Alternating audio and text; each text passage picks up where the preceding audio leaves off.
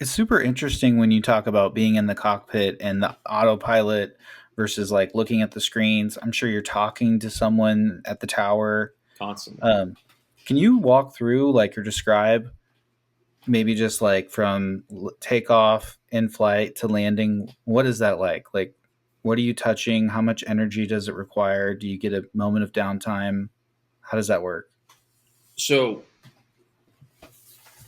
flying starts from well before we even get to the airport, and being physically ready, mentally ready. Even if you got a head cold, that can deteriorate the amount of ability and cognitive ability for that, um, amongst some other physiological stuff like getting your ears clogged and all that, and annoyances with your sinuses if you're using my sickness reference. So obviously, starting from waking up feeling good, if you especially got into a big fight with your parents, I mean, that can deter you from flying. And there are all these different factors that you have to start with, making sure we're all pretty much aligned. And I mean, we're all human, so it's all going to happen. But figuring out, okay, am I eating healthy? Am I staying in shape? Am I doing all these things to help make sure that I can go do my job? So then you start there, and then you go into your pre-flight planning. And a lot of what we have, especially at this level, is we have the dispatchers. We don't call them dispatchers per se, because our regulations are a little bit different for their certification. But essentially, they're dispatchers, which all big airlines have them.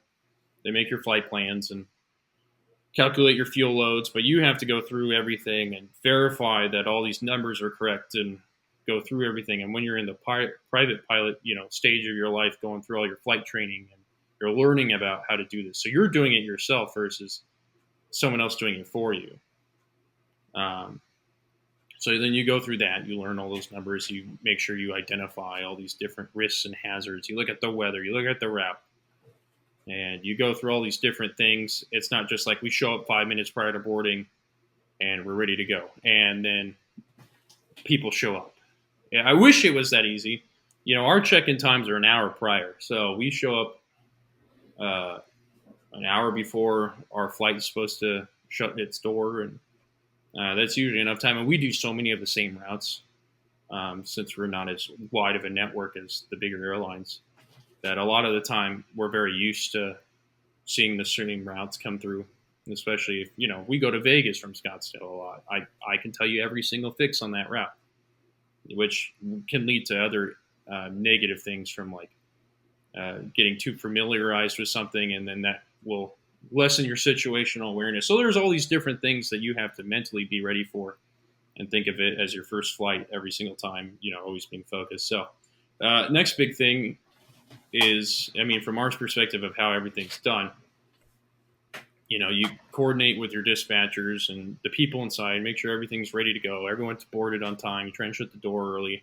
But I mean, we got to be there, turn on the plane, set everything up, do the walk around, make sure everything looks good exteriorly and then interiorly. And then if, there's maintenance issues, dealing with maintenance to come out and help fix something, if it's even fixable. If you've got to Yeah. switch airplanes, you got to switch airplanes. I mean, it's a lot of crap like that, sometimes can make your days longer.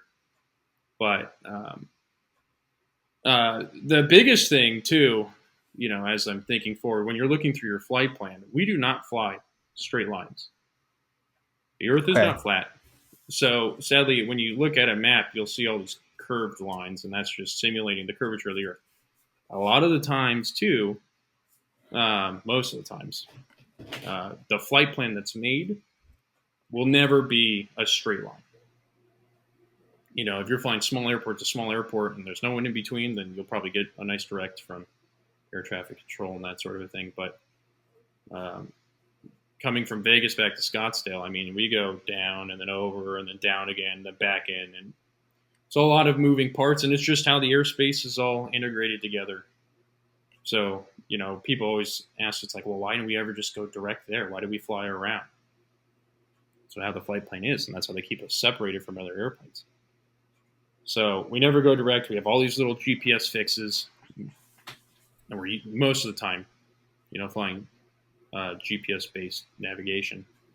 I can't ever say all the time, because there are some times where you might need ground-based navigation.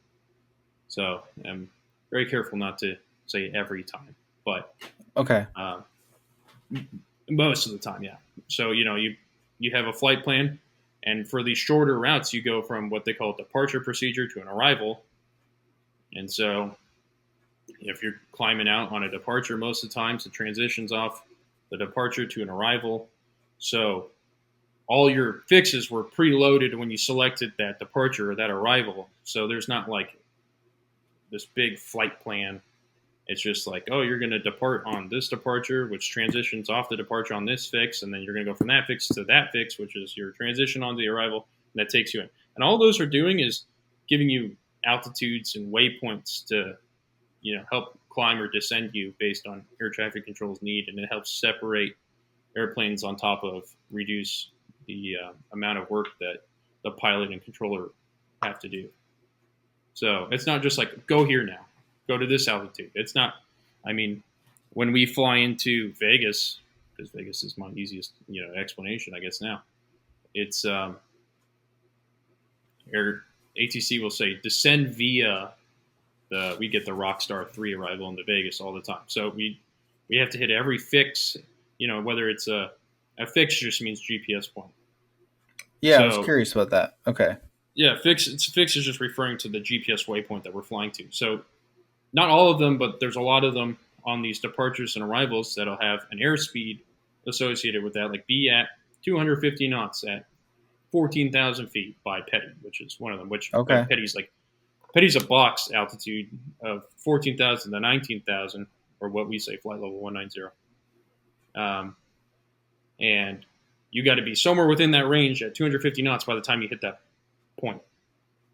So that's going to keep you, descending all the way down from whatever cruising altitude you were at. So all these points and whatnot help you get to, the lower terminal area to get into the airport.